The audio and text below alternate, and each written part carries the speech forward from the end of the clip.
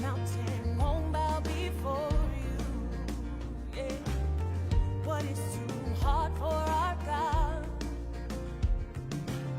Still making rivers in the desert.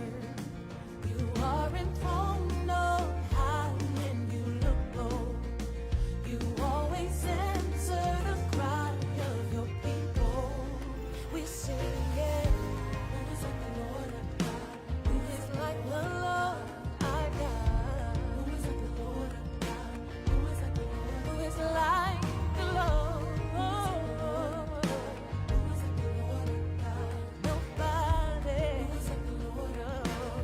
Who is like the Lord our God? What is too hard? What is too hard for our God?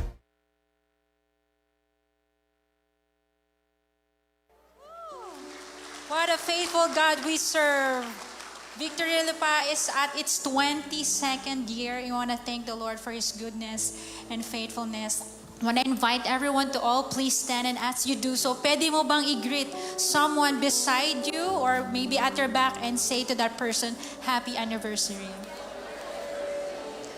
Ayan. As we start our service, I want to declare and exhort to you Psalm 36. How many of you believe that God is faithful? Hindi lang ngayon, kundi magpakailanman.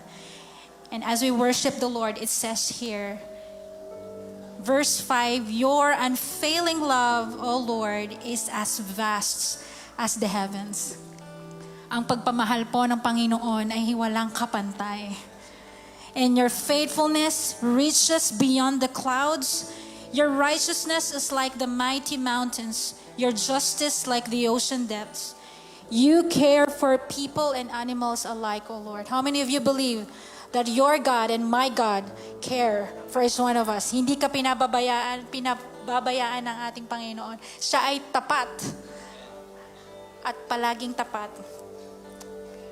And it says here, verse 7, how precious is your unfailing love, O Lord. All humanity find shelter in the shadow of your wings.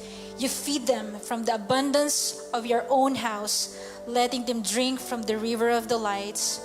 For you are the fountain of life, the light by which we see. The God we serve is a God who is the source of everything that we have.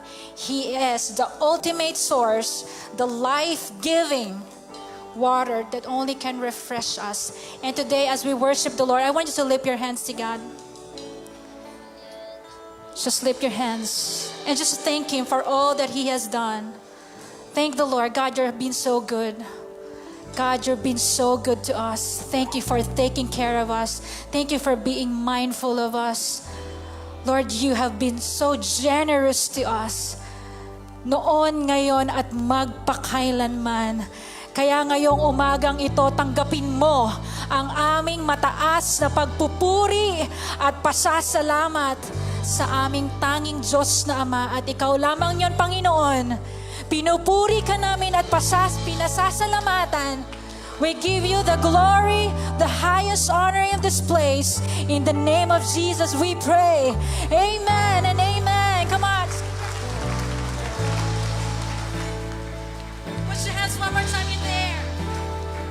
Come on, just give Him praise, give Him praise. You are faithful, God. Faithful, Lord. You are faithful. Forever faithful. Everyone sing. Faithful then, faithful now, faithful always. We declare, faithful then, faithful now, faithful always. You are faithful, faithful then, faithful now, faithful always.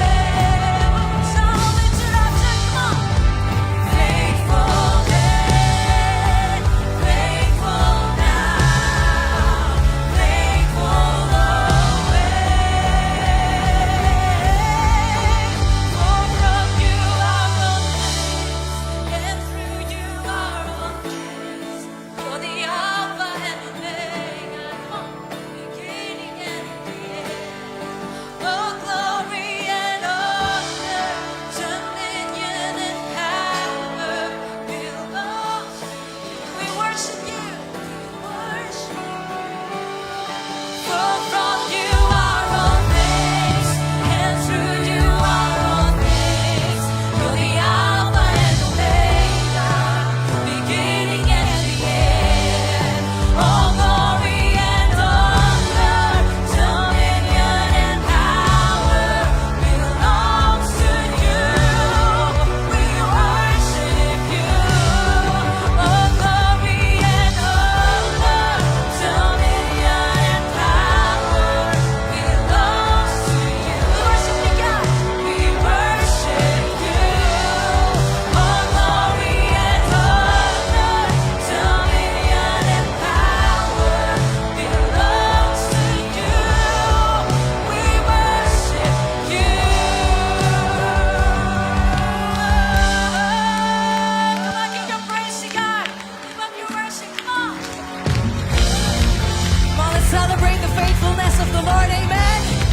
22 years of God's faithfulness in our church. Come on, somebody give Him praise.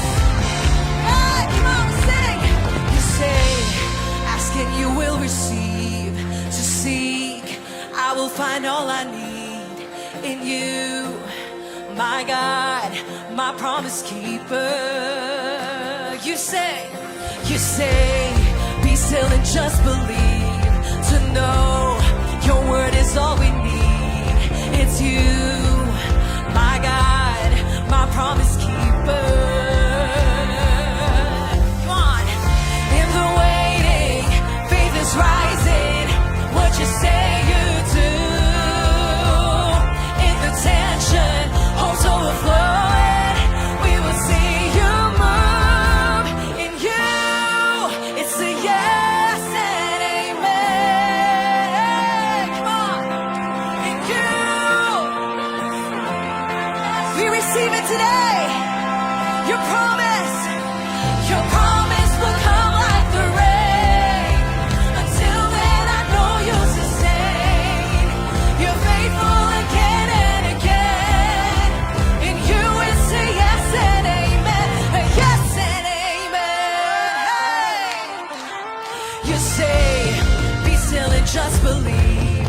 To know your word is all we need. It's you, our God, our promise keeper. In the waiting, faith is rising. What you say you do.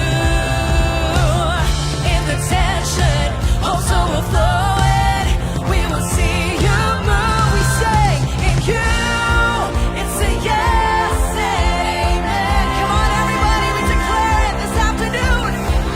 We receive our yes and amen. Your promise will come like the rain. Until then, I know you'll sustain. You're faithful again and again. In you, it's a yes and amen. A yes and amen. Do you believe it? Yes and amen. Come on, sing with us, church. Oh, all things are possible. You say, all things are possible.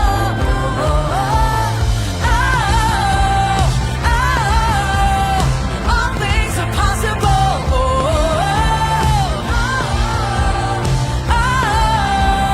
All things are possible. In you, it's a yes and amen. Come on, receive it. We receive your promise. Your promise will come like the rain. Until then, I know you'll sustain. You're faithful again and again.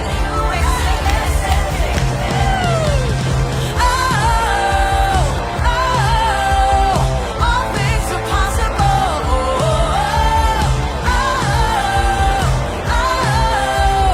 All things are possible. Yes and amen. Yes and amen. Yes and amen. Oh, yes and amen. Come on, let's declare. Yes and amen. Come on, give it praise. Give it praise, church. Come on, come on, come on. Let your praises rise. Come on. God, you deserve all the glory, honor, and praise. Be enthroned in the praises of your people. Thank you, Lord. We serve a great, good, merciful, loving, kind God. And for that, we praise you. We praise you, Lord. Your word is true. Your word is eternal. Your word is absolute. Your word is the final authority over our lives. And we hold on to your word. We hold on to your promises you have said in your word. Your word will never go back to you empty, but it will always accomplish the purpose for which it was sent for. Thank you, Lord. You are good. You are faithful, Yahweh. And we worship you. Inataas ka namin, Panginoon. Yahweh, aming Diyos.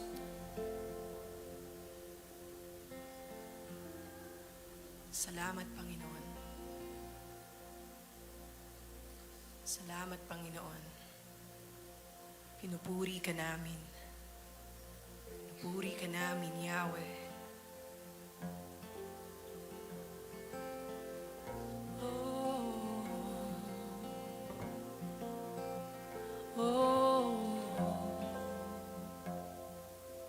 Yahweh.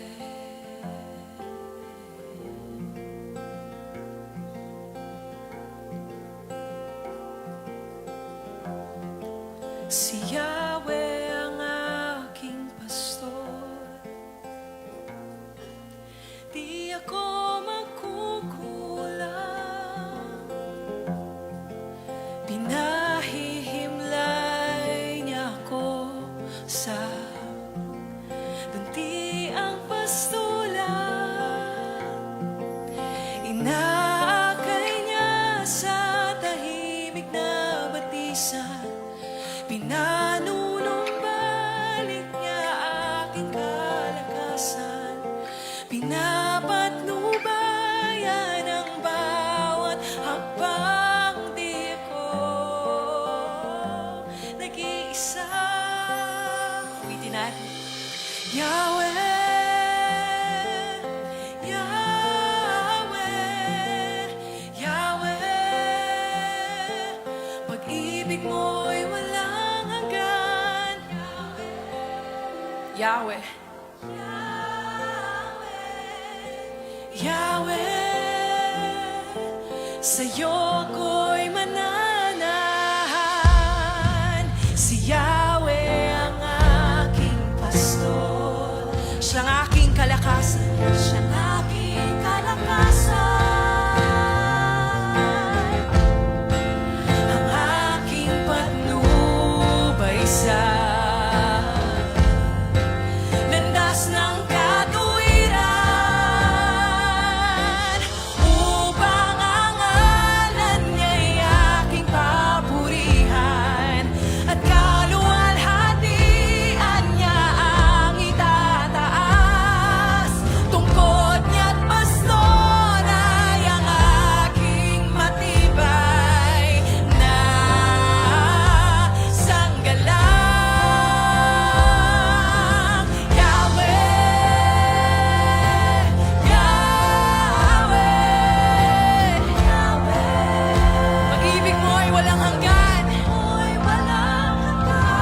Yahweh, Yahweh, Yahweh, sa'yo ako'y mananahan. Dumaan man ako sa libis ng kamatayan, takot ay walang lugar sa pusong may tiwala. Dumaan man ako sa libis ng kamatayan, takot ay walang lugar sa pusong may tiwala. Dumaan man ako sa libis ng kamatayan, takot ay walang lugar sa pusong may tiwala. Dumaan man ako sa libis ng kamatayan, takot ay walang lugar sa pusong may tiwala. Ikaw ang aking tagapagligtas, ikaw sa akin ang lahat-lahat.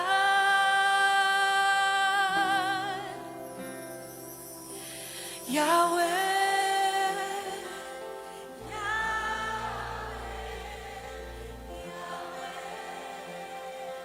pag-ibig mo'y walang hanggan. Yahweh, Yahweh, sa'yo ako'y mananahan. Yahweh, Yahweh,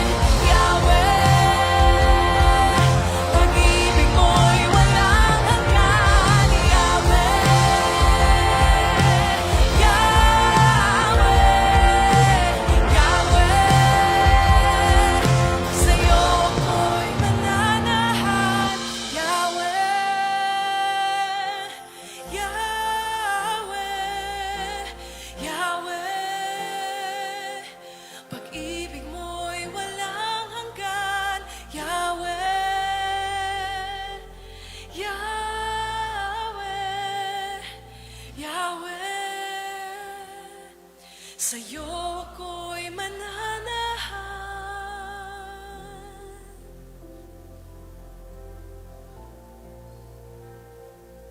Sa'yo ako'y mananahan.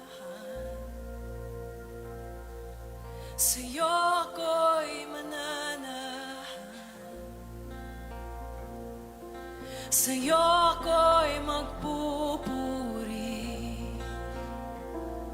Sa'yo ngalan, Yahweh. Sa'yo ngalan, Yahweh. Si Yahweh ang ating pastor. Si Yahweh ang ating Diyos. Si Yahweh, Diyos na dakila, Diyos na tapat.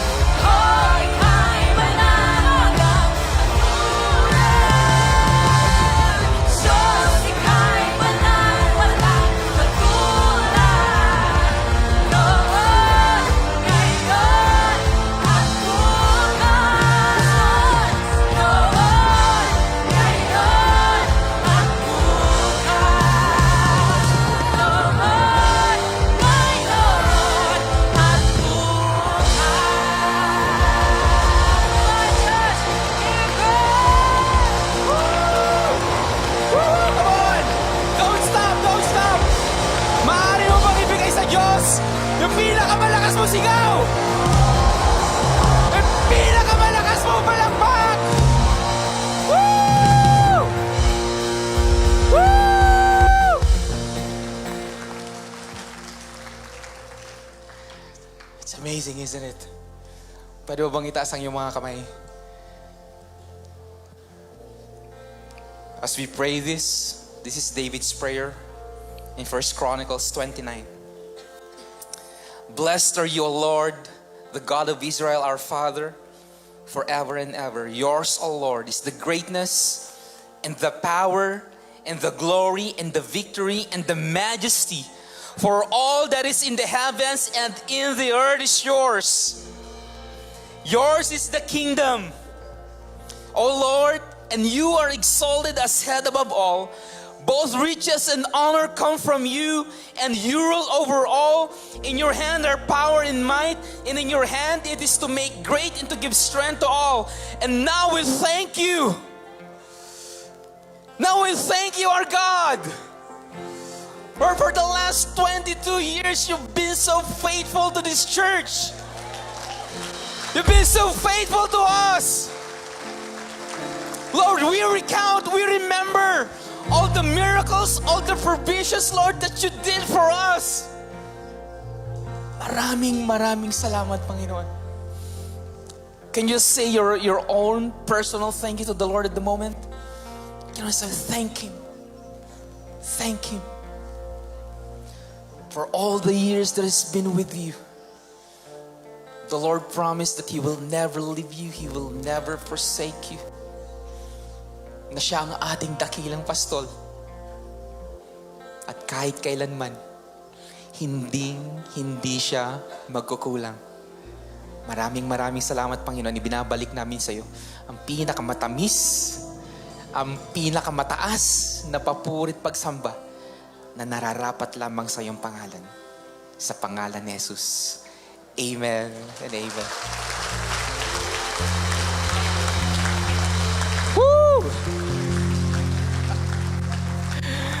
Alright, happy anniversary once again. Pwede mo bang batiin ulit yung katabi mo ng happy anniversary?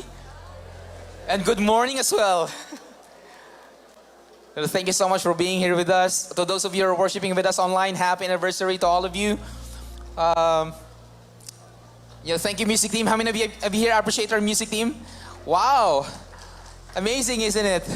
Alright, thank you so much, Kathy Go of Victory Worship. Thanks for being here with us. Si Kathy po ay nakapag-asawa ng Lipenyo. Alright, one of us, si RC. RC Umali, and thank you so much, guys, for gracing our occasion today. For our time of giving, let me call on Anthony. Thank you, Pastor Mac. Magandang umaga po sa inyong lahat. Happy anniversary. You see, as you were worshiping kanina, ay naalala ko lang isang confession. It says I think it's in the Westminster Confession of Faith, sabi, the chief end of man is to glorify God and enjoy Him forever. And who among of you na-enjoy mo yung worship time natin kanina?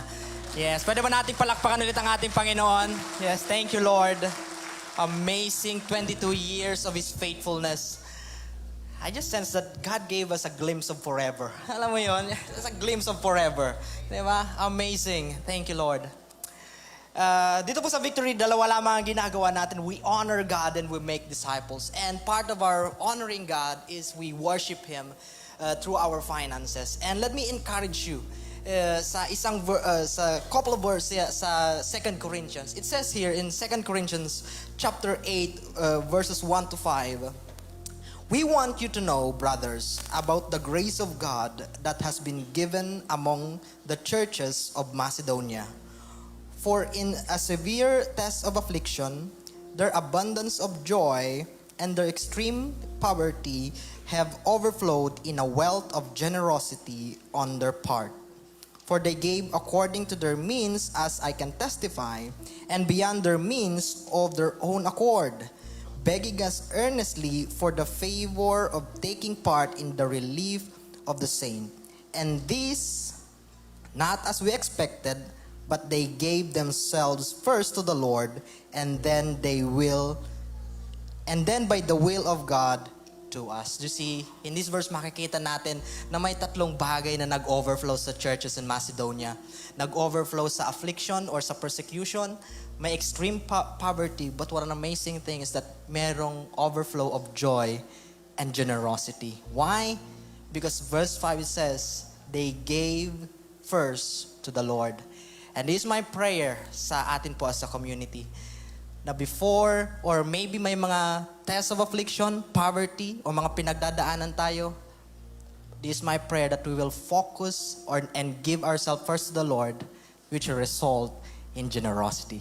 Let me pray for you. Lord, maraming salamat for 22 years of your faithfulness sa simbahan na to. Panginoon, may mga karamihan sa amin, may mga pinagdadaanan, may mga problems. But Lord, we will give first ourselves sa'yo, Panginoon, because you deserve our everything. You deserve to be the first and our priority. Lord, we honor you as we return our tithes and give our offering in the mighty name of Jesus. Amen. Amen. Sa inyo pong mga yes, palakpakan natin si Lord. Sa inyo pong mga upuan ay may mga tithe envelopes. You can put there your tithes and offering at pwede nyo pong i-drop mamaya after the service. Once again, happy anniversary and enjoy the rest of the service.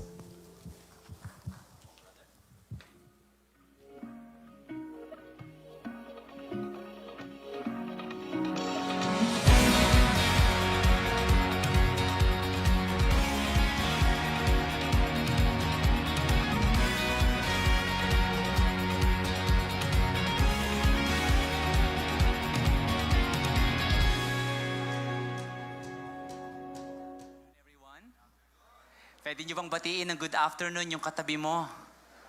Ay, alam ko nabati mo na ng happy anniversary ang katabi mo, pero batiin mo ulit happy anniversary. Sabi ng mga singles, buti pa ang church may anniversary. Alam mo, may takdang panahon para dyan. But I just want to thank you for coming. If you are joining us for the very first time, thank you for visiting us. Thank you for joining us. I hope and I pray that God will encourage you today. And naniniwala ako about the faithfulness of God. The reason why we are here until now, sustained, maintained, and even growing as a church, not because of our faithfulness, but because of God's faithfulness. Amen? And I remember one verse, and before we introduce our speaker, I remember in Deuteronomy, it says, chapter 7, verse 9, it says, know therefore that the Lord is your God.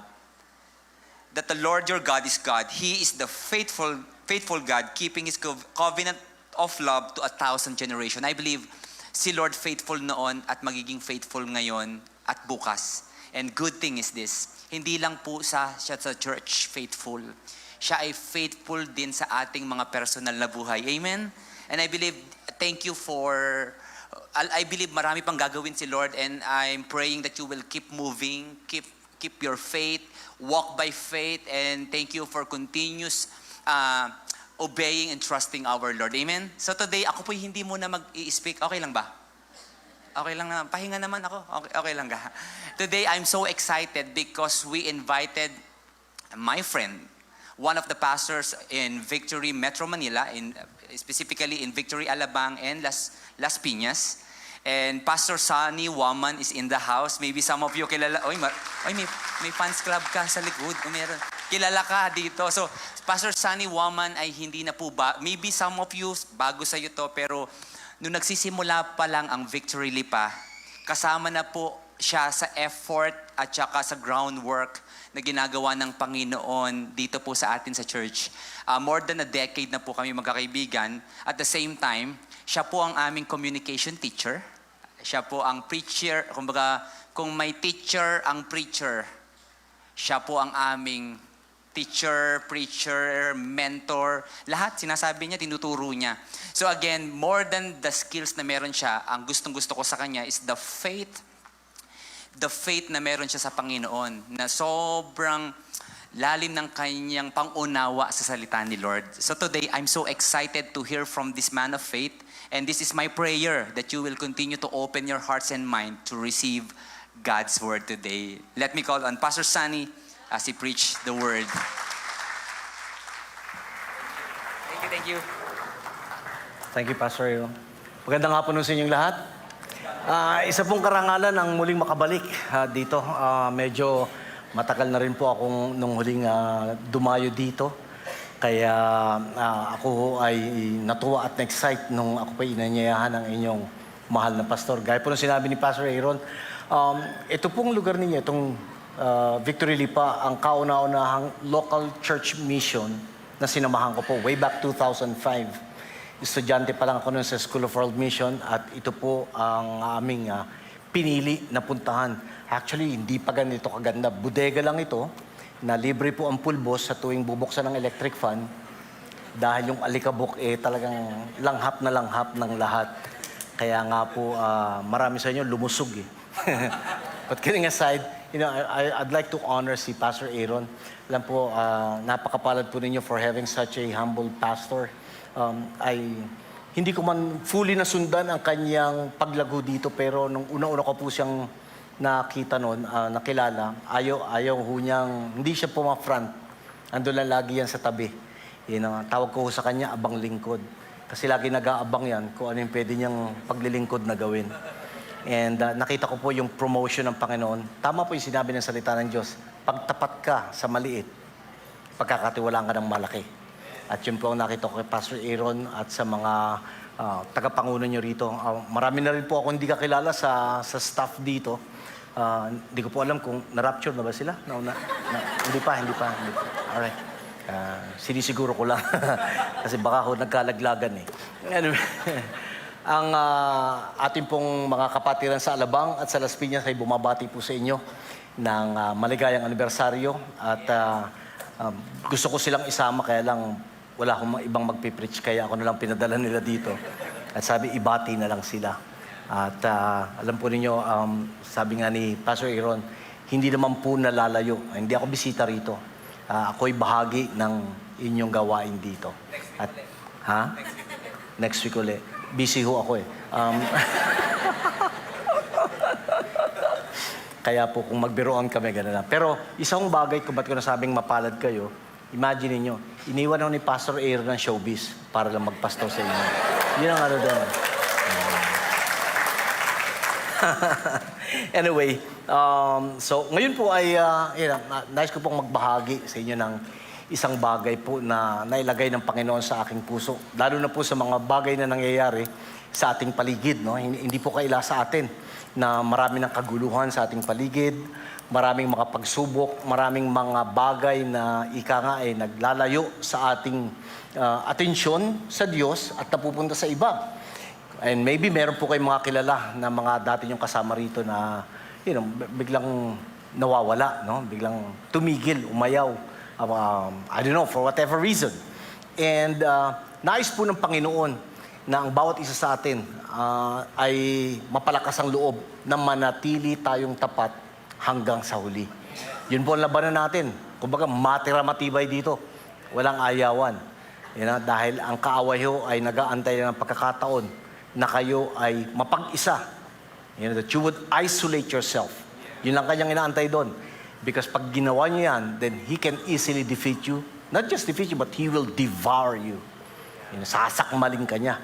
Kaya wag po sana tayong mag-atubili na palaging tayo ho ay may makasama sa journey natin. Kaya maganda yung last natin, yung walk with me.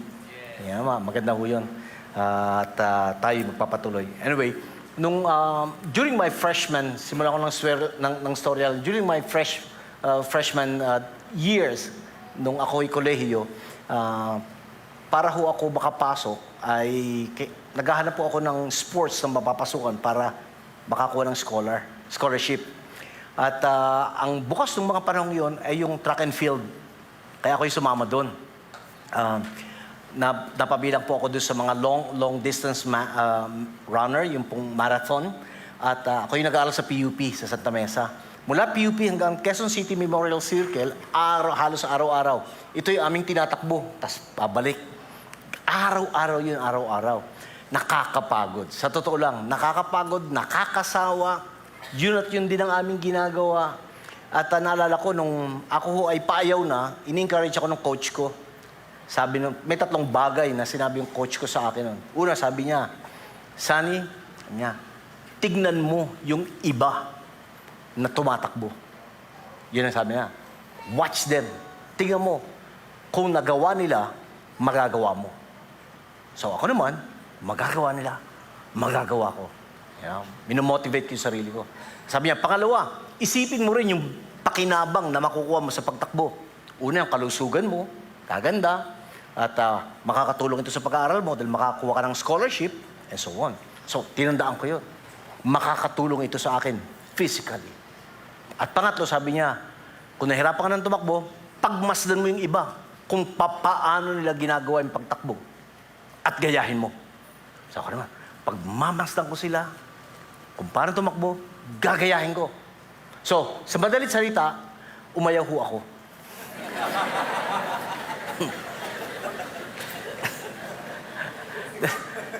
Sabi ko, kaya nga na-invento sa sasakyan para huwag kang tumakbo eh. But honestly speaking, meron akong ulterior motive bakit yun ang sinamahan ko. Dahil nung mga panahon ngayon, di pa ako nakakilala sa Panginoon. Ako ay isang pharmacist. I sell drugs. At kaya ko gustong matuto at bumili sa pagtakbo dahil alam niyo naman, lagi ho kaming nakikipaghabulan. Pero ang gusto kong sabihin sa inyo is this. Ang buhay natin bilang Kristiyano ay parang pagtakbo.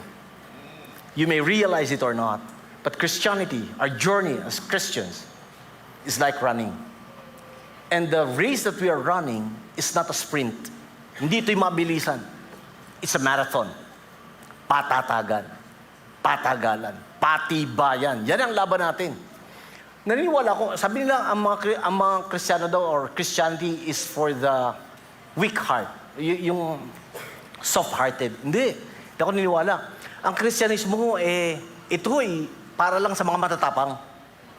Bakit? Abay, sa araw-araw na ginawa ng Diyos at tayo maharap sa mga pagsubok, ikaw ay matutuksong umayaw. Hindi ho ba? Meron kang pinanghahawakang pangako ng Diyos, tapos ang tagal-tagal na, hindi pa nangyayari. O akala ko ba, God is faithful then, faithful now, faithful always. But hanggang ngayon, wala pa rin akong anniversary. Sabi ng iba. Alam niyo po, pagdating sa Panginoon, hindi natin pwedeng persahin ng Diyos. At lagi ko ito sinasabi. If it is not God's timing, nobody can force it. But if it is God's time, nobody can stop it. Ang kailangan natin maintindihan ngayon is matutunan nating mag-antay sa Panginoon. Sabi ko nga tayo mga Kristiyano, tayo yung tunay na anti-Christ. Kasi nag-aantay tayo kay Kristo eh. At sa ating pag-aantay, hindi tayo nag-aantay na walang ginagawa. Alam niyo, kung kayo nag-aantay sa Panginoong Kristo pagbabalik niya at wala tayong ginagawa, trust me, tamang-tamad yan, mas madaling umayaw. Kaya nga, we always want to busy ourselves, not just for the sake of being busy sa Panginoon, but we want to involve ourselves in the works of God. Bakit? Kasi pag di tayo involved, mas madaling umayaw eh. Mas nakakatuksong umayaw at tumigil. Lalo na pag nakita mo yung mga kasama mo, na may mga taong nakakainis, hindi ba? Tignan mo yung katabi mo. Tignan mo lang, huwag kang iimik, tignan mo lang. You know? O may mga taong mag-uudyok pa sa'yo na umayaw. Abay, talaga hong mas malakas ang tukso na tayo tumigil sa ating takbuhin. At hindi ho yun ang kalooban ng Panginoon. Ang nais ng Panginoon, in fact, hindi mo lang tapusin ang takbuhin, kundi ikaw ay magwagi sa takbuhin ito. Amen. So, ano ba ang pwede natin gawin? Naranasan nyo, sa totoo lang, huwag nyo nang taas ang kamay nyo. Sagutin nyo lang ito sa sarili. Naranasan nyo na bang magtamang tamad? Na, kunyari, yung dumalo, alam nyo, mag-pray, mag-worship. Sabi ng worship leader, taas natin kamay natin. O, ayan. Taas nyo pa. O, ayan. Taas nyo, tama na. Ayan, o. Ayaw na natin magbasa ng Bible. Ayaw natin umati ng small group. Ayaw natin mag-evangelize. Bakit? Tagal ko ng Kristiyano nung kapag ginagawa yan eh. So, again, ang tendency is for us to quit. For us to give up. For us to surrender. For us to stop. And again, that is what the devil is waiting. Dahil pag tayo tumigil at umayaw, pagpepiestahan mo tayo ng demonyo. Yun ang ano. Kaya, itong nais ko pong ibahagi sa inyo, I hope and I pray na magbibigay sa atin ng tamang pananaw. Perspective. For us to continue, to keep on going hanggang sa tayo ika nga ay umuwi na o pauwiin na ng Panginoon. Amen? So tumayo po tayong lahat. Samahan niyo po ako sa pagbabasa. Sabi po dito sa Hebrews chapter 12, 2 talata lang. Basahin po natin ng malakas, sabahan niyo po ako. Simulan natin. Therefore, since we are surrounded by so great a cloud of witnesses, let us also lay aside every weight and sin which clings so closely, and let us run with endurance the race that is set before us, looking to Jesus, the founder and the perfecter of our faith, who for the joy that was set before him endured the cross, despising the shame, and is seated at the right hand of God, or the right hand of the throne of God. Father, we thank you for your word. We thank you, Holy Spirit, you are in our midst. We continue to acknowledge you are and will always be our best teacher. Lord, stir up our spirits within us. Open our eyes that we may see, our ears that we may hear the voice of the Spirit. Continue to illuminate our minds that we may be able to understand, and even our faith that we may believe. Thank you, Lord God, at the end of the day, may you be honored and may you be glorified.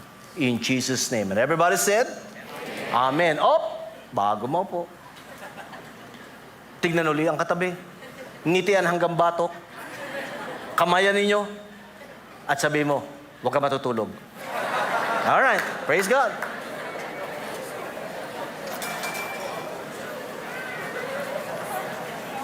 Alam niyo, yung mga ganitong oras, tawag ko dito, oras de peligro. Lalo na, ilan sa inyo, kumain na ng lunch, nakakain na kayo. Brunch, kumain, wala pa. Naku, yan ang mga kalaban. Pagkagutom ka, alam mo yan, nakatingin kayo sa akin pero iba yung naiisip nyo. Yeah. Oh. Anyway, a little background about itong Hebrews. Actually po, ang aklat ng Hebreo ay hanggang ngayon ay pinagtatalunan pa ng mga pantas sa Biblia kung sino ang nagsulat. Sabi ng iba daw, si Pablo. Sabi naman ng ibang pantas, hindi pwede si Pablo kasi si Pablo, lahat ng mga sulat niya, meron siyang pagbati at nilalagay niya ang kanyang pangalan. Sabi ng iba, si Apollos o si Barnabas ang nagsulat. Actually, walang nakakaalam sa ngayon. Si Lord lang ang nakakaalam. At kung sino man ang nagsulat nito, siya lang din ang nakakaalam. Sa katunayan, isa ho ito sa mga unang itatanong ko kay Lord pagka nagkaharap kami. Lord, sino ba ang sumulat ng aklat ng Hebreo? At tatanungin ko rin si Lord, Lord, mahilig ka ba sa kape? Bakit? Because Hebrews. Anyway, okay, huwag niyo susulat sa notes niyo, ha? Mamaya, yung mga naaalala niyo palagi. So, ang aklat po ng Hebreo ay sinulat approximately 70 AD. Okay? Si Jesus po ay namatay na at muling nabuhay. You know, and after His resurrection, Hebrews was written around 38 years after His resurrection. So, nasa around 70 AD nung sinulat po ito. At ang purpose po ng author nito ay to exhort and encourage yung mga Hudyong mananampalataya. Yun ang original na recipient kanyang sinulatan. Yung mga tinatawag ngayon panahon natin, yung mga Messianic Jew. Mga Hudyo na naniniwala na si Jesus, si Yeshua, ang kanilang tagapagligtas, ang Messiah. You know? Kasi may mga Hudyo, hindi ho naniniwala na si Jesus ang Messiah. Tawag ko doon mga Messiah. You know? Kasi nandun na nga sa kanila, hindi pa rin naniniwala. You know? But anyway, also during the time, ang mga Kristiyano during the time, nung sinulat tong Hebreo, ay dumadaan sa matinding pagsubok. Dumadaan ho sila sa punto na gusto na nilang umayaw. Gusto na nilang bumalik dun sa pagsunod uli sa batas. Kaya marami kayong mababasa Book of Hebrews paghahambing sa law at saka sa grace. You know? Dumating din po sila sa punto na ang iba sa kanila ay tinatamad na spiritually. You know, parang tayo. Di ba? Haven't you noticed, naranasan nyo na ba yung kagigising nyo pala sa umaga, nagbabasa kayo ng Bible, devotion nyo, kagigising nyo lang, inaantok na uli kayo? Di ba? Or every time kayong gagawa o magbabasa o makikinig ng tungkol sa Diyos, ang daming mga istorbo. Bakit? Dahil kung akong demonyo, hindi ko papayagan na lumalim ang pagkakakilala niyo sa Panginoon at hindi ko papayagan na tumibay ang pananalig niyo sa Kanya. Bakit? Kasi yun lang ang tanging bagay na magiging hadlang para sa kaaway na mapagtagumpayan niya tayo. yung ating pananampalataya, yung ating pinanghahawakan, yung pinagtutuunan natin ng pansin. Kaya ito ho, bagamat sinulat ito sa mga Hudyong, sa mga Messianic Jew, ito ho ay para sa atin din. Mayroon tayong matututunan dito sa aspetong ito. So, gusto kong isumiti sa inyo yung thesis ko ngayong hapong ito. At ito po yon. Where you fix your sight, it will shape your plight. Ibig sabihin nito, kung ano ang iyong tinitignan, yan ang huhubog ng iyong pagkakalagyan. Mahalaga ho ang mga bagay na ating tinitignan. Even ang mga taong ating tinitignan. Dahil ang mga bagay at tao na ating tinitignan ay maaaring magtulak sa atin na mapalapit sa Diyos o humatak sa ating mapalayo sa Diyos. At, madalas hindi natin napapansin yun. Na minsan, mga taong kasama natin o mga pangyayari sa buhay-buhay, tayo ho ay unti-unting lumalayo sa Panginoon. Madalas ho hindi natin mapapansin. Mapapansin na lang natin, wala na tayong gana sa ating pagiging Kristiyano. Hindi na tayo excited. Hindi ka tulad ng bago-bago tayong born again. Di ba? Excited ka. Lagi ka nasa church, kahit walang service, nandun ka sa church. Sarado pa ang church. Ay, itsura sa'yo ng gwardiya. Nandun ka na. Pero tumatagal, dati, nakaupo ka sa likod. Nung tumatagal, napupunta ka sa harapan. Tapos napuno mo, bumabalik ka sa likuran. Tumingin kayo sa likod. Hindi yun mga yan. Hindi yan yun. Hindi. Iba yun. So, yun ang senaryo ho.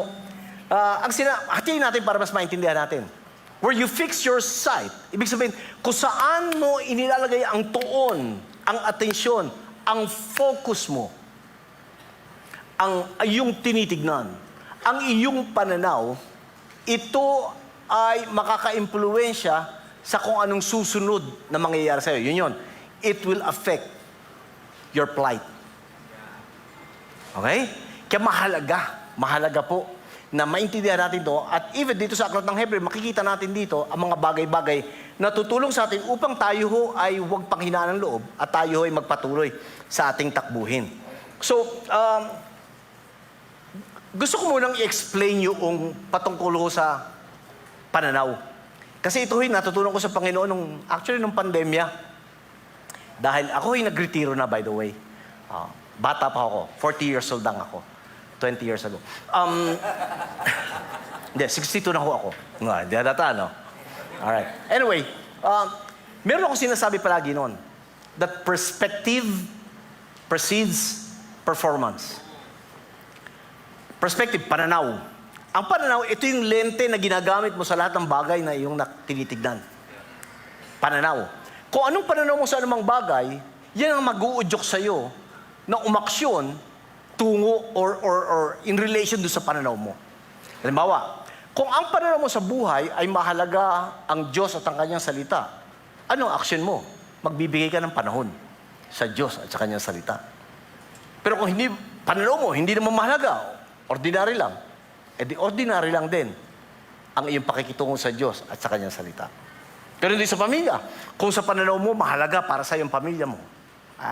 Hindi mo isasakripisyo pamilya mo sa anumang bagay. Kahit sa trabaho mo. Pero kung tingin mo na mas mahalaga ang trabaho, at sasabihin mo, kaya ako nagtatrabaho para sa pamilya. Maganda yon. Pero, sa totoo lang, huwag na nga lang.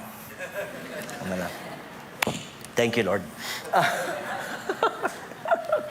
Dahil maraming bagay sa mundong ito ang pinagtutuunan natin ng pansin dahil inakala nating mahalaga.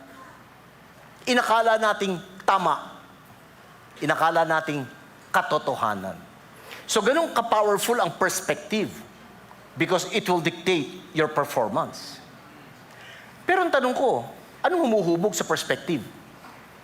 Ang perspective, yung pananaw, hindi naman basta nandiyan na lang eh. May humuhubog dyan. May dahilan yan bakit ka nagkakaroon ng pananaw. At ano yon? It's your perception. Anong perception? Pang-unawa. Sa anumang bagay. So yung pang-unawa mo sa anumang bagay, yan ang magbibigay sa iyo ng pananaw at mag-uudyok sa iyong gumawa. Nakikita niyo po ba yan? So, pag tama ang understanding, perception, tama ang perspective. At pag tama ang perspective, tama ang performance. Balik rin natin. Pag mali ang understanding, mali din ang perspective.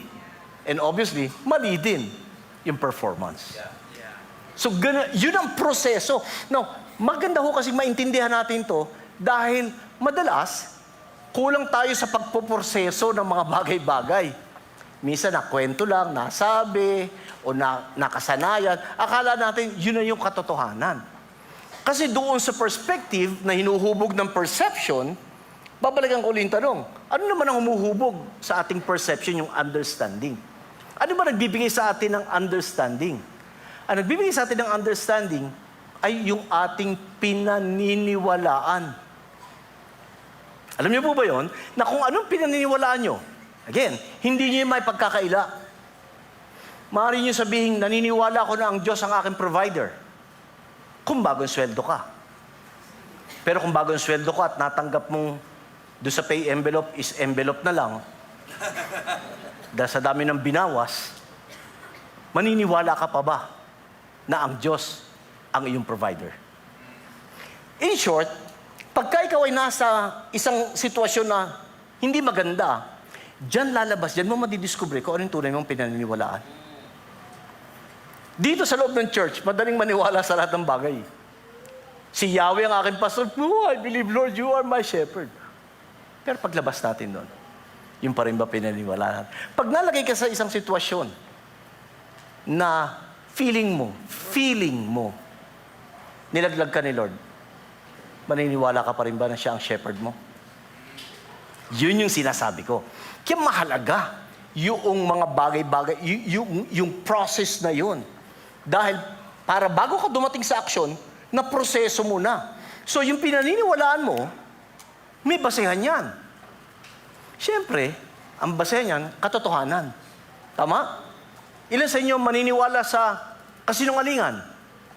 Walang aamin sa atin. Pero maraming beses na paniniwalaan natin ang kasinungalingan. Kaya kita nyo, ang daming fake news. Di ba? Yan yung mga sample lang na, no? Ngayon, ito matindi. Gusto ko magtagal lang dito kasi ito yung foundational eh. Yan na. Pagdating sa paniniwala at katotohanan, hati tayong mga tao. Kahit Kristiyano, hati. Bakit? Dahil ang sabi ng mundo, ang katotohanan daw po ay subjective. Or truth is relative. Kung ano yung totoo sa inyo, maaaring hindi totoo sa akin. At yung totoo sa akin, maaaring hindi totoo sa inyo. Kaya kita nyo, kahit dito sa Kristyanismo, hati na tayo. Ngayon, Kristyanismo sa loob ng church, hati na. Nalilito na tayo even sa gender identity natin. Bakit? Saan ang galing yun? Sa pinagkukuhanan natin ng katotohanan. Now, ito ang hamon ko sa inyo. Kung sabi ng mundo that truth is relative or subjective, meaning kanya-kanyang truth ito, parang ang sinasabi nun, walang ultimate truth. Naalala ko noon, nasa isang eskwela ako sa Perpetual Health sa Las Piñas. Kausap namin yung mga ilang estudyante ron. So, nag-share ako at sinasabi ko that God and His Word is the ultimate truth. Sabi ng isang estudyante, there's no such thing as ultimate truth. And nangiti ho ako at sabi ko, then you're saying that's the ultimate truth. Para mo sabing walang ultimate truth, eh di parang sinabi mong, ito ang ultimate truth. Ano yun? Wala. Naintindihan niyo kung gaano ngayon mag-isip ang mundo? Ano tayo medyo para lumalim tayo ng konti. You know? So pag pinag-usapan mo ang katotohanan at ang pinagbasihan mo ang katotohanan ng mundo, mabuway ang katotohanan ng mundo. Bakit? Nagbabago. Sample uli. Noong panahon ni Pastor Aaron, eto nakikwento lang naman sa akin.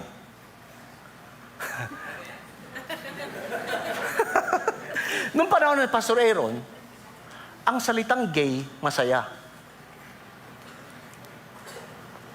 Nung nag-aaral ho ako, pagkatapos ni Pastor Aaron, iba na ang meaning ng gay. Hindi na masaya. Alam niyo na yun. Yun yung sinasabi ko. Sa mundong ito, yung mga sinasabi natin katotohanan, nagbabago. Now, if truth would always change, then there is no stability in it. Tama? Okay. Samantingin niyo sa akin. Example ulit. nung unang panahon, ang paniniwala ng tao, ang mundo ay flat, hindi bilog. Pinag-aralan natin yan sa eskwelahan, di ba? That the earth is flat. Ang paniniwala, kaya ayaw nila maglayag, mag-sailing. Kasi baka umabot daw sa dulo, sa edge, mahulog, di alam kung saan mangyayari. Dumating sina Aristotle, yung mga matatalino no, sina Socrates, Aristotle, at naglabas sila, sabi na, hindi, ang mundo ay bilog. We have a spherical earth. Pero mga tao, pinaniwalaan pa rin, kasi sa kanila, yun ang katotohanan, na ang mundo ay flat. Dininay nila na ang mundo ay bilog at pinanindigan that the earth is flat. Now, nung medyo dumating na si Columbus, naalala si Columbus, siya huy naglayag. At mula sa paglalag niya, siya nakabalik doon sa kanyang pinanggalingan, doon lang napatunayan na ang mundo ay bilog nga. So yung mga dating naniniwala that the earth is flat, all of a sudden, they changed their mind and they rejected that the earth is flat. Bakit? Kasi merong nang naglayag at nakabalik. So now, yung katotohanan dating pinaniniwalaan nila, sinaisantabi na. At ang pinaniniwalaan nila na ang mundo ay bilog. Naintindihan niyo po ba? Alright. Anong ibig sabihin? In short, dapat ang katotohanan, may matibay kang basihan. Hindi lang yung sinabi ng tao. Hindi lang yung nararamdaman mo. Kasi kahit ang nararamdaman natin, shaky. Naalala yung mga kasabihan nating, hanggat hindi establisado ang emotion mo, huwag kang gagawa ng desisyon. Bakit? 120% mali ang desisyon mo. Bakit? Dahil ang feelings, ang emotion, nagbabago.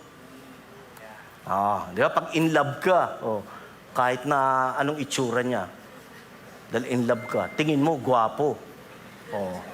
Lalo na sa party mo lang nakilala. Nung nagkainan at nagbukas ng ilaw, nagbago yung katotohanan mo. Wow, mali pala. Naintindihan nyo na? Okay. So, ngayon, etong punto.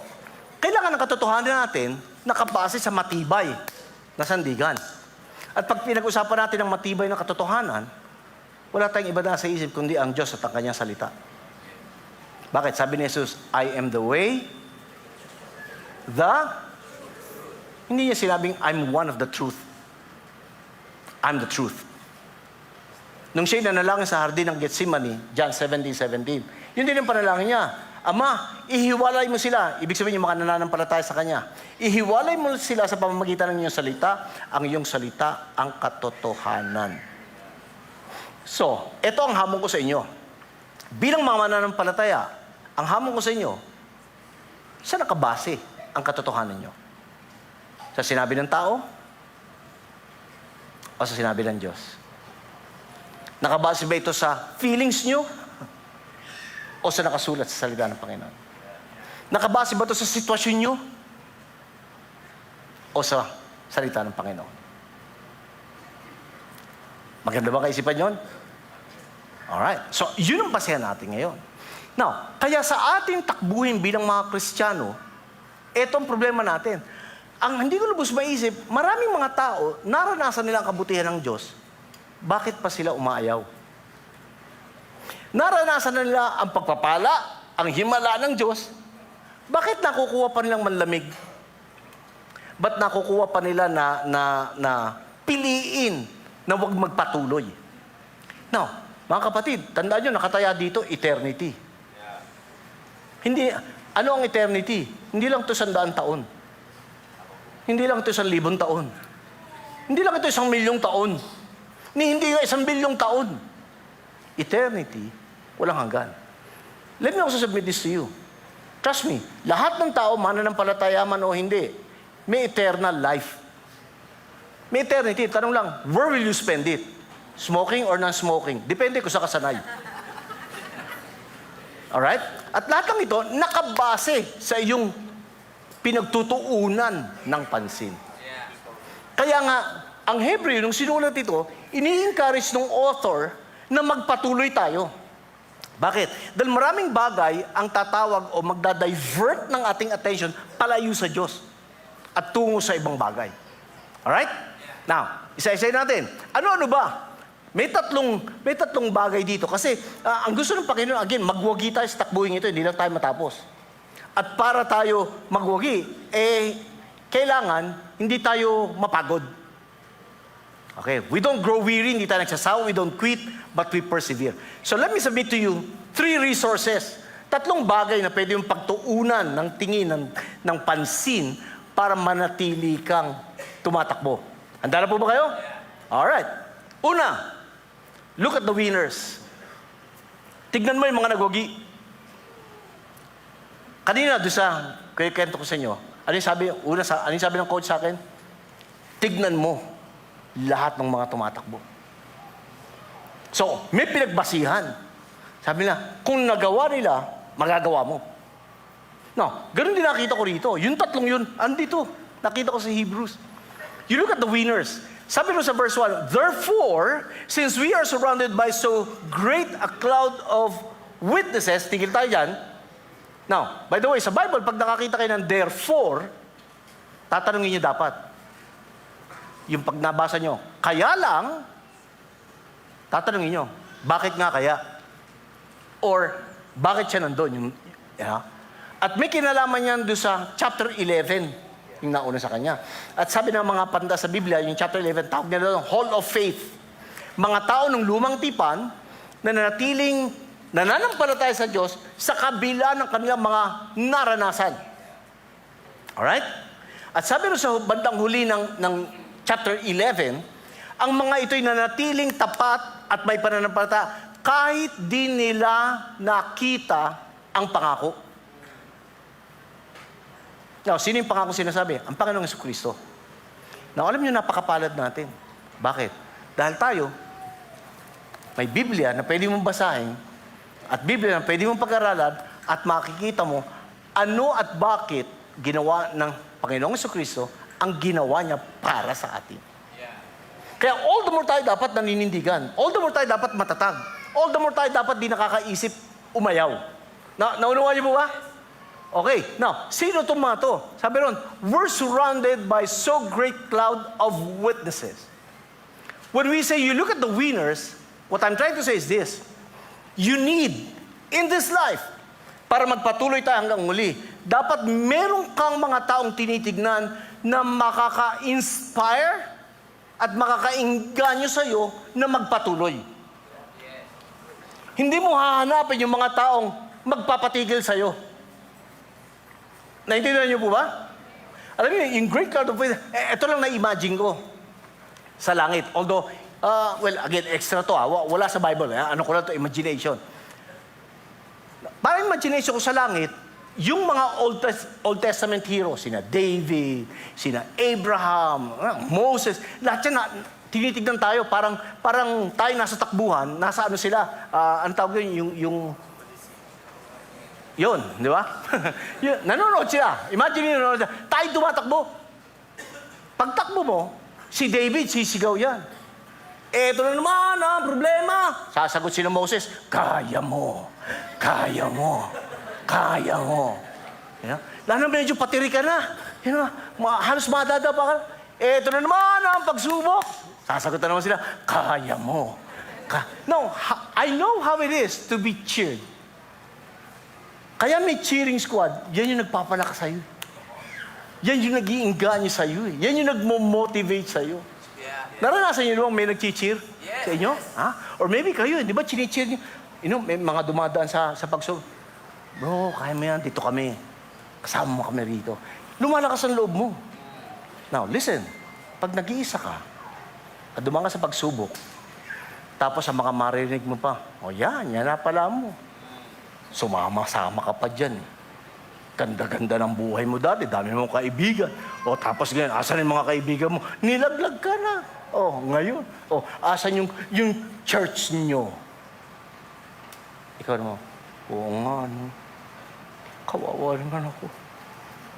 Wala na yung nag-share sa akin. Wala nagmamahal sa akin sa church. Anong tendency? Ayaw na. Mabuti pa. Kaya may nagbabackside. O yung iba, na-offend. Alam niyo, offend. By the way, alam niyo ba yung katagang, pag nabasa sa Bible, offense or offend? Alam niyo ba kung anong Greek word na kinuha yan? yung salitang skandalon. Kung saan natin ginawa yung English na scandal. Ibig sabihin ng trap. Pakinggan nyo to, mga kapatid, bababa nga ako dito.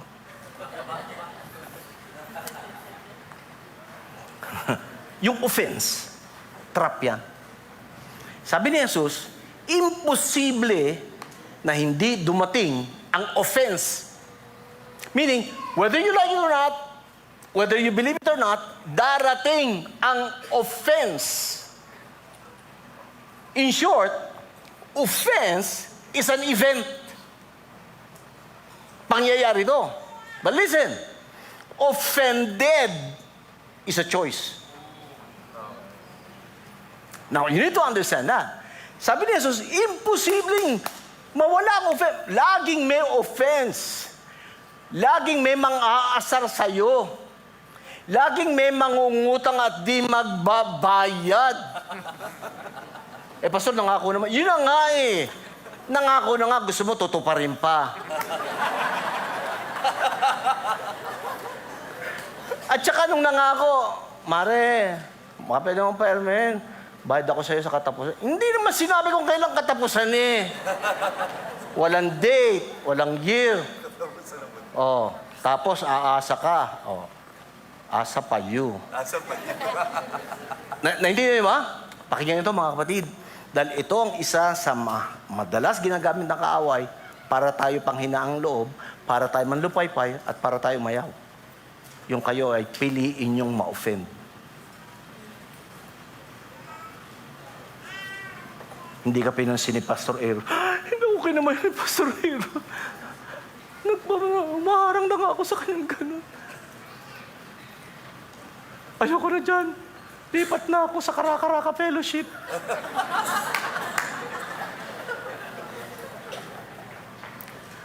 Tignan mo yung katabi mo. Tignan mo. Tignan mo. Ngitian mo. Ngitian.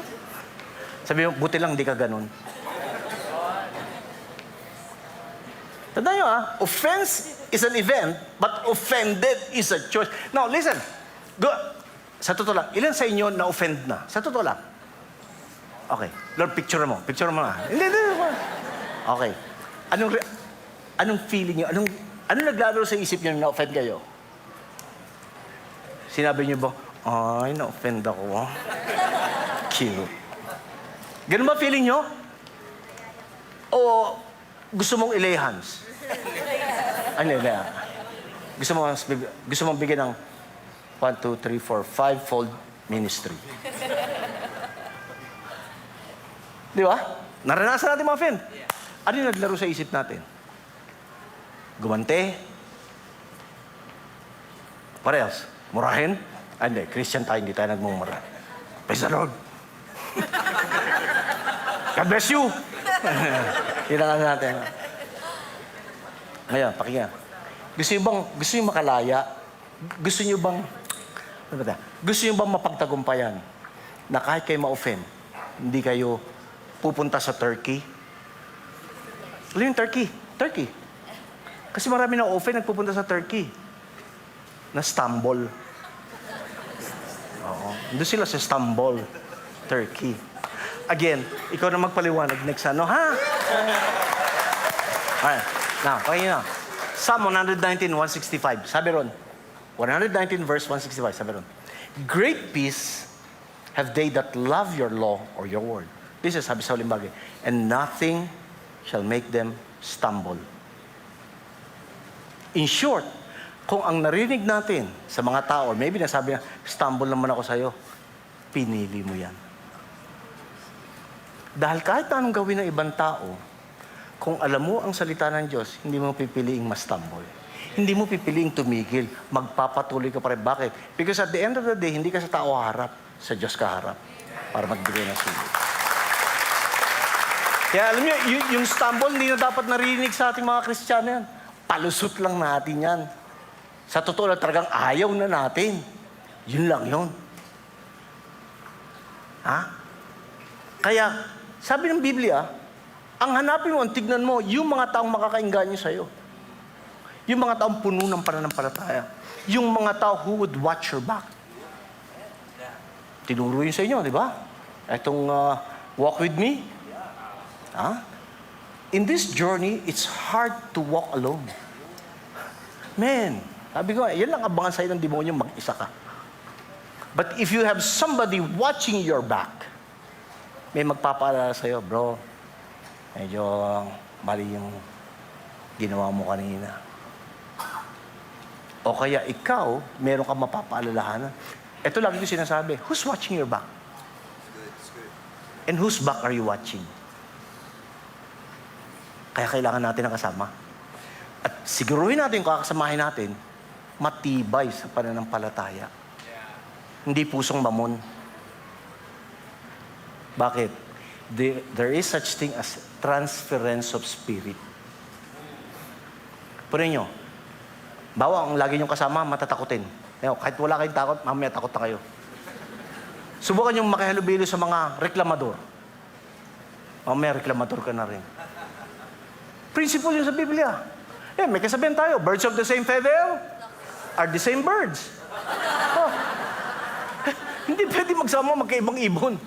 Sabi ng Bible, how can two walk together except they agree? Kaya sabi, alam mo, ang hirap ng buhay ngayon. Sabi mo naman, ay, naku, sinabi mo pa, oo nga. Sabi ng Bible, if two shall agree, as touching on anything, it shall be done. Yun eh. Kaya ingatan mo kung sino ang lagi mong kasama because of the transference of spirit. Now, kung ang taong yun ay punong-puno ng pananampalataya, trust me, pagka nagbitaw, alam mo parang hirap ng buhay ngayon. Mahirap nga, pero may Diyos tayo lagi nakaalalay sa atin na nangako sa'yo, hindi kanya yun ang mga masarap kasama. At yun ang sinasang-ayunan. Amen? Yun yung sabi. Now, listen, hindi ka naghahanap ng mga tao na magpapabagal sa'yo. Hindi ka maghahanap ng mga taong magpapatigil sa'yo sa takbuhin ito. Sino yung mga taong yun? Maybe, ito yung mga kaibigan mo na hindi naniniwala sa Diyos at inaasar ka. Pare, ba't andiyan ka pa sa praise the Lord? Malis ka na dyan, dito ka sa grupo natin. Ano ba yung grupo nyo? Erase the Lord. Or, maybe, baka jowa mo to. Well, the Bible says, be not equally yoked with the non-believers. Why? You have different values. You have different perspective of God. Pag nagkaiba kayo ng perspective sa Diyos, yari na. Tapos na laban. Alam na kung sino nanalo. Ito yung nagpapabagal sa atin. Hindi ka naghanap ng ibang tao para maghanap ng mali. Hindi yun. Hanapin mo ng tao, puno ng pananampalataya. Hindi yung, oy, tignan mo yan. Tamo, lagi na kasi mangot. Tamo yung naninigarilyo yun. Hinitit yung buntot ni Satanas. Hindi ka naghahanap ng ibang tao para ikumpara mo sarili mo sa kanila. Dahil dalawang bagay pwede mangyari. Kung ihambing mo, una, sabi ng Biblia, it's not wise to compare yourself with others. Dahil pag kinumpara mo sarili mo sa mas magaling sa'yo, bababa ang self-esteem mo tsaka sa self-image. Or, pag inihambing mo sarili mo sa mas magaling ka kaysa sa kanila, yayabang ka naman. Ang sabi pa, ang hanapin mo, yung makakatulong sa'yo. Yung magkukorek sa'yo kung kinakailangan. Open rebuke is better than secret love. Yun. Tignan mo yung katabi mo. Parang ganyan. Yan ang sasamahan mo para manatili kayong matatag sa takbuhin na ito. Naunawaan niyo po ba? Yes. So, tanong ko ngayon, sino ang hinahanap mo? Kanino mo tinutuon ang paningin mo sa takbuhin ito? Maghanap ka ng magiging ehemplo para mo gayahin. Pangalawa, hindi lang look at the winners. Pangalawa is, look at yourselves. Susunod mo tignan sarili mo. Madalas, mas kita natin iba kaysa sarili natin. Subukan nyo, tignan nyo yung sarili niya. Tignan nyo. Ang hirap, di ba? Mapera lang mag-selfie. O kaya, may mga tao nga, di ba? Kahit sa, madaan lang sa sasakyan na makintab, nananalamin na. Pero sinasabi, you look at yourself. Kasi sabi din sa kalawang bahagi, is this, let us also lay aside every weight and sin that clings so closely, and let us run with endurance the race that is set before us. Ito nga, hindi nga lang to walk with me. Ito, run with me. Parang si Bishop Ferdi, ano? You run with me. In short, meron ka ng taong na tinitignan na puno ng pananampalataya, tapos tinitignan mo rin sarili mo. At tinitignan mo, anong pwede ko matutunan sa kanya na magagamit ko sa sarili ko para magpatuloy ako tumibay sa pananampalataya. Now, dalawang bagay. Sabi rito, una, isa-isang tabi mo ang bawat mabigat mong dinadala. Hindi ito nangangahulugang kasalanan kasi yung kasalanan doon sa pangalawa yun. Now, may mga bagay na nagpapabagal sa atin. Sabi ko nga kanina, maring tao, maring sitwasyon na pinababagal ka. Hindi, doesn't necessarily mean sin. Pero may nagpapabagal sa iyo. Kailangan ma-identify mo yun. Or else, hindi mo mapapansin. Now, alam niyo, nung tumatakbo pa ako, ang damit namin sobrang gaan. Nung panahon namin, uso pa nung botak. Ewan ko, merong umabot sa inyo nung botak na running gear. Sobrang ninipis nun. Yung iba nga ngayon, makikita niyo yung modern marathon, yung mga babae, parang na lang, di ba? Underwear eh. Bakit? Wala kang makikitang tumatakbo sa marathon na naka-combat shoes, tapos anong tawag doon? Yung maraming bulsa? Oo, yung mga six-pocket na, tapos naka-jacket na maong, may helmet. Wala kang makikitang sundalo lang gumagawa nun. Pero sa takbuhin, hanggat maaari, pati nga mga sapatos ang gagaang. Bakit? Dahil hanggat mababawasan mo ang bigat na karga mo, hindi ka tatagal sa takbuhin. Ganun din sa buhay Kristiyano. Maraming bagay na nagpapabigat sa atin. Ewan ko kung sino kausap ko ngayon. Meron sa inyo rito, tinatawag na kayo ng Panginoon na maglingkod sa Kanya. Meron sa inyo rito, tinatawag na ng Panginoon, even mag full time sa Kanya. Pero may bagay na humahad lang sa iyo. Now listen. Delayed obedience is disobedience. Ayoko na. Sama ng tingin eh. Okay lang? Alright? Yun eh. Kaya nga, again, mahalagang isaalang-alang na. Now, when you look at yourself, yun ang isa. Ano yung nagpapabagal sa'yo? Pangalawa, may mga kasalanan ba na humahad lang sa'yo magpatuloy? Nasabi niyo na ba sa sarili, alam niyo kung mapapagtagumpayan ko lang daw, Pastor, tong isang bahagi na to, ay naku, ako'y lalago sa Panginoon at maglilingkod sa Kanya. Then it's obvious. It's either, it's a weight, or it's a sin na pumipigil sa'yo. Kaya, ang sabi ng Panginoon, you got to identify that. Yan ha? Yung bagay na yun. Tanggalin mo sa buhay mo, ano mang bagay that would impede your running. Yun ang binabanggit dito. No? Okay, let me balance it. Kasi baka magtunog ko legalistic eh. Alam niyo ba sa Bible, sabi, walang bawal? Sabi, everything is permissible, but not all things are beneficial. Gusto mong lumaklak ng brake fluid, hindi bababa ang Diyos dito para pigilan ka. At sabi, anak, wag. Gusto mong laklakin pati yung bote ng brake fluid. Papayagan ka ng Diyos. Hindi ka pipigil. Pero ang tanong, kapakipakinabang ba yan? Would it be beneficial for you? Would it cause growth sa iyo? Because if not, sabi ni Paul, everything is permissible, but I will not be mastered by any.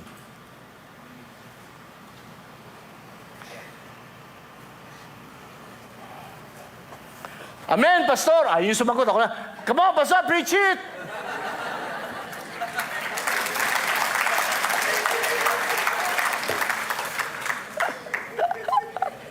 Natawa si Pastor Aaron, no? Sabi niya, nakaka-relate ako dyan, Pastor. Wala di sumasagot sa akin eh. So again, let me ask you. Who are we looking at in our race? Those people who are good examples for us to follow. Second, we look at ourselves, not to condemn, not even na, pahirapan mo yung sarili mo. That's not the point. But you look at yourself and reflect. Evaluate. How's my journey with the Lord? Mainit pa rin ba ako? On fire pa rin ba ako? Excited pa rin ba ako kay Lord? Or, pag umatin ako ng Sunday, nagpapacheck na lang ako ng attendance kay Lord para pagpunta ko mamaya sa sabungan, manalo ko.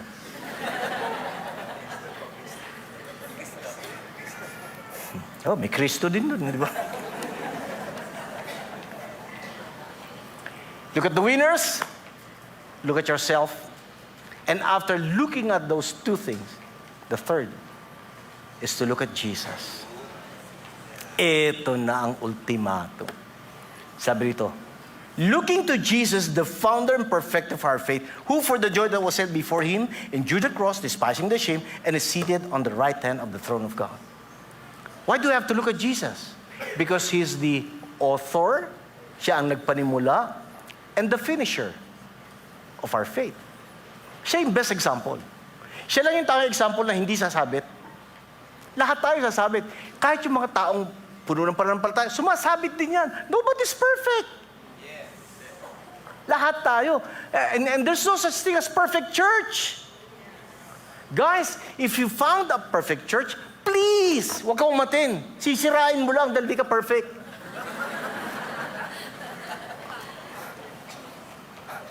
Naintindihan niyo yung pinag-usapan natin dito. Ay, naku, hindi naman church yan, yan. Eh di, magtayo ka. Tapos itomba mo rin pagkatapos. No, ito ang ganda. Yung salitang looking unto Jesus, alam niyo, in the Greek word, ibig sabihin yan, tanggalin mo ang tingin mo sa iba at ituon mo sa tamang titignan. So again, hindi mo titignan yung mga makakabagal sa'yo, makakahadlang sa'yo sa pagtakbo. Tignan mo yung mga taong makakatulong sa'yo, yung mag-uudyok sa'yo. Kaya mo yan, tara, sabay tayo. And by the way, alam niyo sa takbuhin ito, mga kapatid, kahit pare-pare tayo Kristyano, iba-iba ang takbuhin natin. Iba tinatakbo ko, iba tinatakbo niyo. Pero pare-pare tayong tumatakbo. Lahat tayo may kanya-kanyang race. Iba-iba nga lang. Alright? Kaya kahit yung kasama mong tumatakbo, huwag ka masyado nakatuon doon. Bakit? Kasi there will be a time, lilihis yan, hindi para magkasala, kundi lilihis yan, doon sa takbuhin niya, iba yung takbuhin mo. Pero hanggat magkasabay kayo, you encourage one another.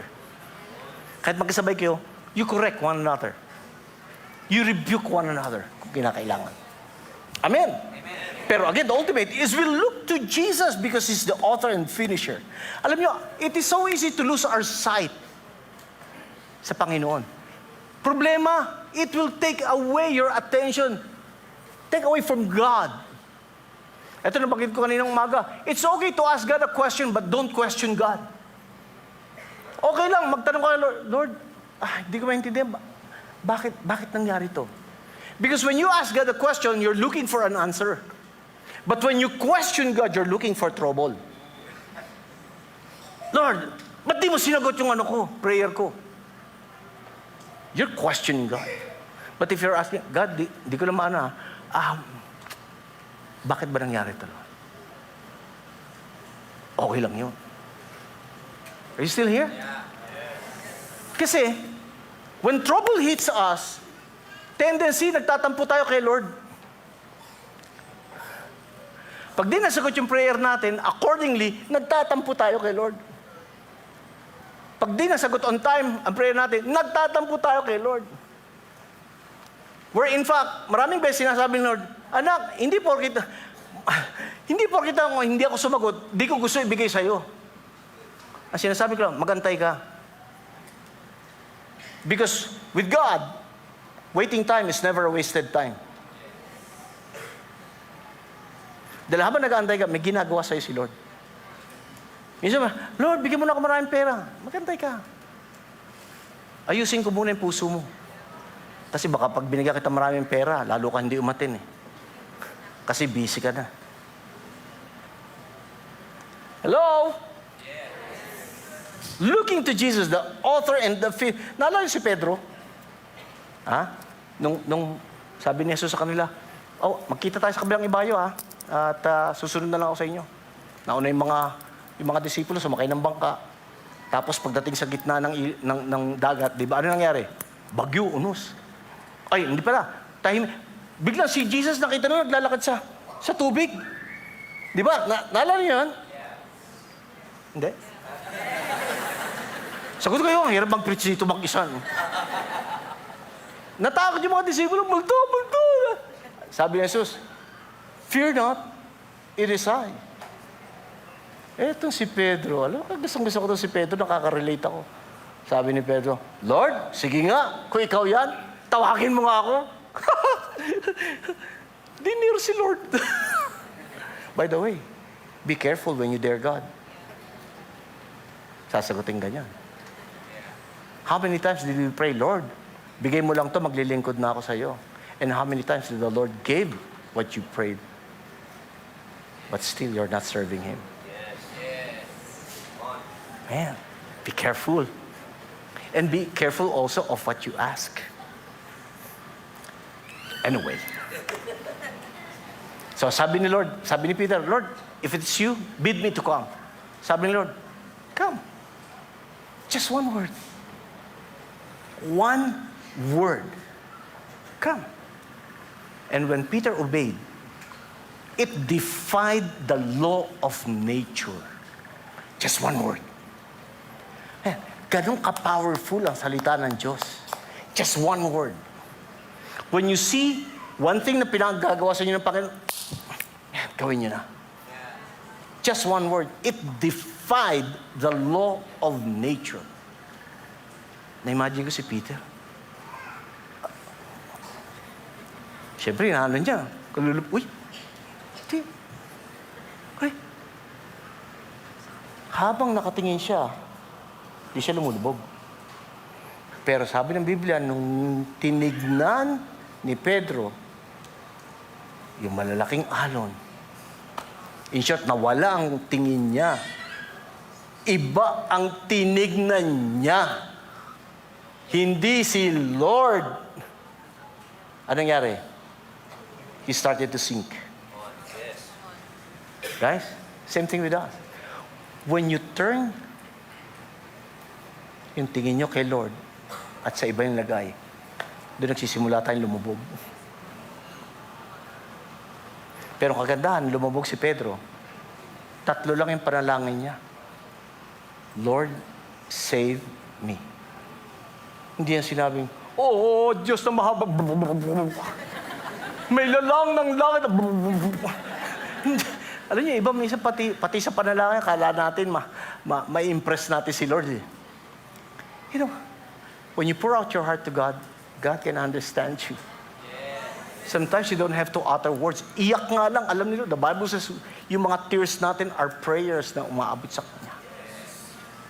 And the Bible says, immediately Jesus stretched forth His hand and picked him up. And they went back. Imagine niyo lumabas ang bangka, nakapaglakad, nawala ang tingin kay Jesus, lumubog, tinulungan ni Jesus, tapos, Pedro, saan ka nagduda? Magkasama pa sila ni Lord ngayon naglalakad. Pedro, saan ka nagduda? Hindi ko nga rin alam, Lord. Sabi ng mga disipulo, Pedro, ikaw, wala kang faith. Sumagot si Pedro, pero ako lang ang nakapaglakad sa inyo. Ako lang lumabas ng bangka. Mas takot kayo sa akin. Why? Because he was looking at Jesus. Church, let me just end with this.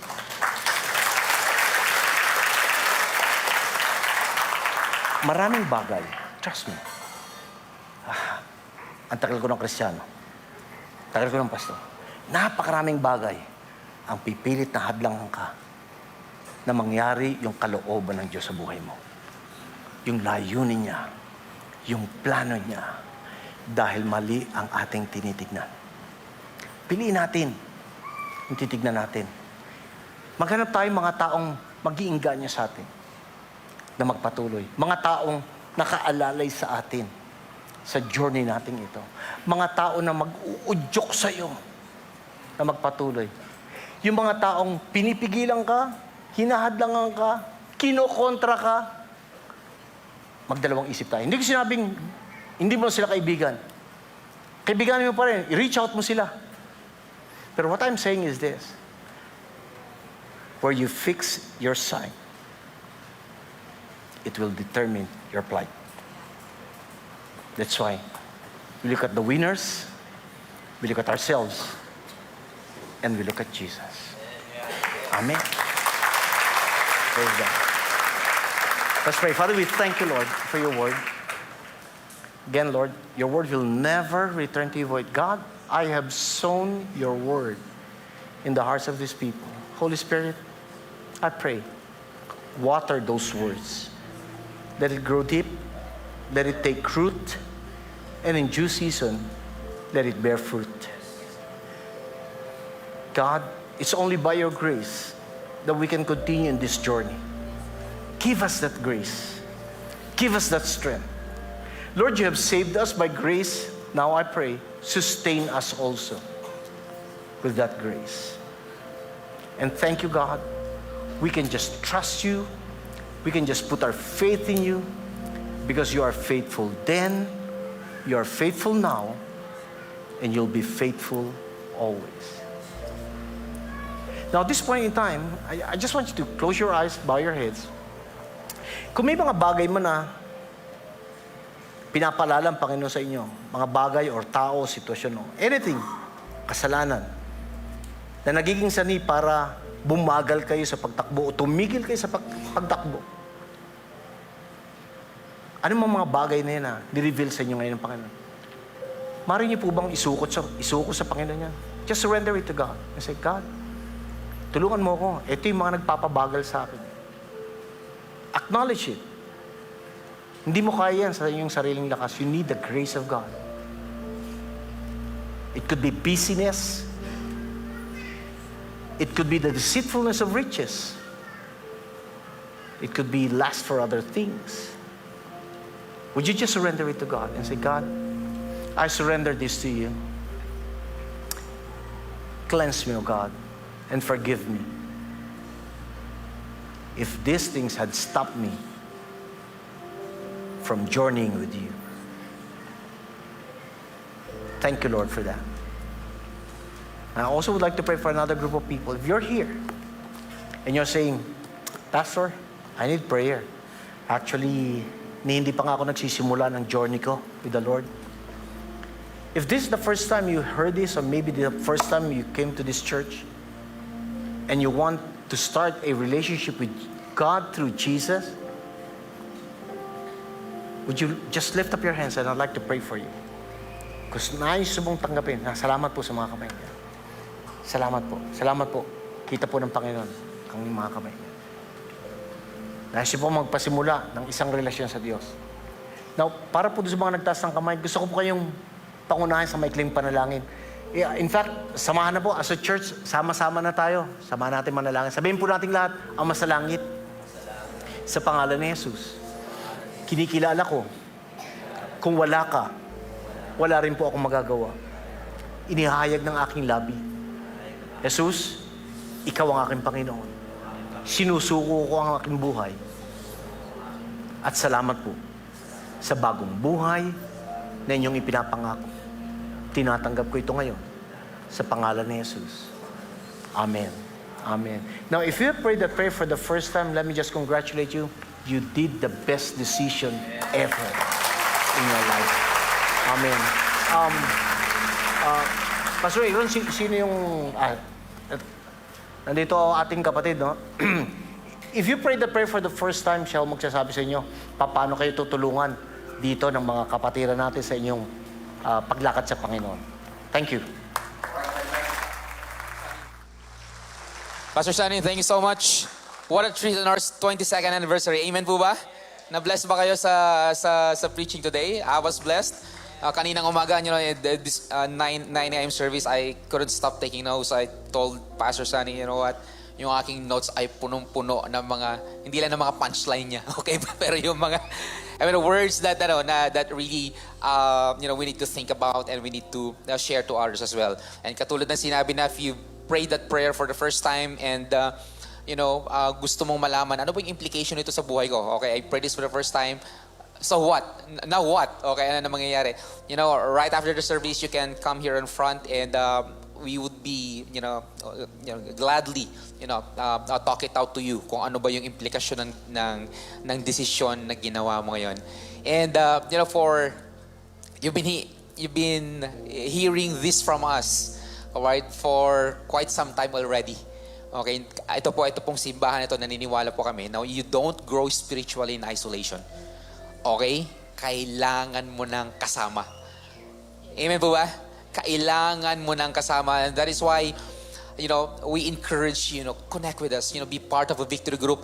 Diyan po sa mga tight envelope ninyo, you can write your information, your name, your contact number. We will contact you. Or you can scan the QR code, flash on the screen, and we would, reach out to you. Alam mo kapatid, in this race called life, okay, katulad ng prinish ni Pastor Sunny, we need someone, okay, to run with us. Can we all stand as we close with a word of prayer?